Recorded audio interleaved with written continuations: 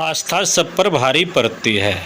यह देखने को मिला बेगूसराय के सदर प्रखंड अंतर्गत नीमा चांदपुरा गांव में, जहां कबीरपंथी समाज के स्वर्गीय शंकर दास जी की श्रद्धांजलि सभा में सैकड़ों की संख्या में कबीरपंथी समाज के लोग एकत्रित हुए और विशाल सम्मेलन के साथ साथ विशाल भंडारे में भाग लिए। इस अवसर पर आए संत क्या संदेश देते हैं, सुनिए।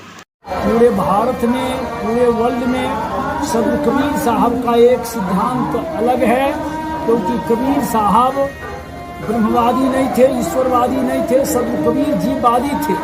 और आज जो ये विशाल जो भंडारा रखा गया, हमारे पिताजी जो जन्मदाता थे उनका श्रद्धांजलि शोक सभा कबीर मत के नियमानुसार संत महंतों के द्वारा करवाया गया। कबीर का कथनी और करनी दोनों एक मिलता है, क्योंकि यहाँ पर जो भंडारा होता है, उस भंडारा में जो 12 तारीख का जो कार्यक्रम हुआ, पूरे पंचायत लेकर हिंदू मुस्लिम किसी भी मजहब और संप्रदाय के हो, सभी मूर्ति को एक पंगत में जो है से पंगत कराया गया। और आज कबीर साहब को विचार जन जन तक प्रचार को माध्यम से हो रहा है कि कबीर साहब ने कहा कि हिंदू कहूँ तो है नहीं, मुसलमान भी नाही, अब 5 तत्व के पुतला गेवे खेले माही। एक लोग हम सच्चे मानव और इंसान हैं, इसलिए जी पर उन्होंने प्रकाश डाला कि मनुष्य का जीवन सबसे मूल्यवान जीवन है। मनुष्य को जीवन जितना दिन तक ये संसार में जी रहे हैं, तो प्रेम को पाठ बनाकर चलें, क्योंकि आज तक संसार से कोई धन संपत्ति कुछ लेकर नहीं गया है। मनुष्य एक अपने जीवन काल में जो कृति करता है, कर्म करता है, वही मनुष्य का एक सार्थकता होता है। अंतिम समय उसका जसकृति जो है से रहता है। कितनी श्रद्धांजलि सभा है ये? कितनी श्रद्धांजलि सभा है ये? श्रद्धांजलि सभा हमारे पिताजी का फर्स्ट हुआ है।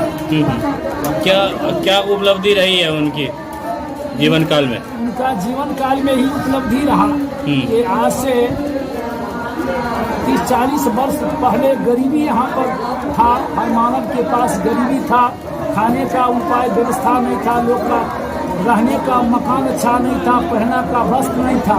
उस गरीबी जीवन काल में हमारे पिताजी इस गाँव में भिक्षाटन करके इस गाँव में अन्न क्षेत्र चलाते थे। अन्न क्षेत्र चलाते थे, छोटा छोटा बच्चा को 25 टोकना 30 टोकना खिचड़ी बनवा कर बच्चे लोग को भोजन करवाते थे। जो बच्चा आज जवान हो गया है, बाल बच्चेदार हो गया है, तो पूरे समाज में हिंदू और मुसलमान सबों को हमको पिताजी एक साथ बढ़ाने को काम किए।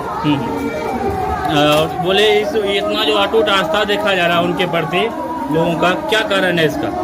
उनका कारण है कि समाज में उन्होंने सबसे मिले जुले थे, समाज सेवी थे, जन कल्याण की बात करते थे, किसी से आज तक वह टूटे नहीं थे, सबको मिलाने को प्रयास किए। अपने शरीर से जहाँ तक बन चल सके उन्होंने श्रद्धा प्रेम के साथ उन्होंने समाज को पुरस्कार में उनका अंतिम श्वास तक जन कल्याण की बात कहा, संतों की सेवा का ही भाव रहा।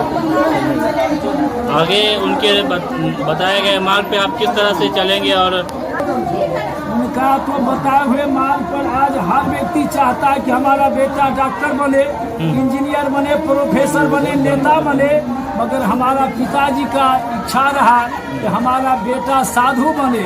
आज कोई नहीं चाहता कि हमारा बेटा बाबाजी बने। आज हमको पिता का ही देन है, जो जिन्होंने आज हमको साधु मार्ग को शिक्षा दिए।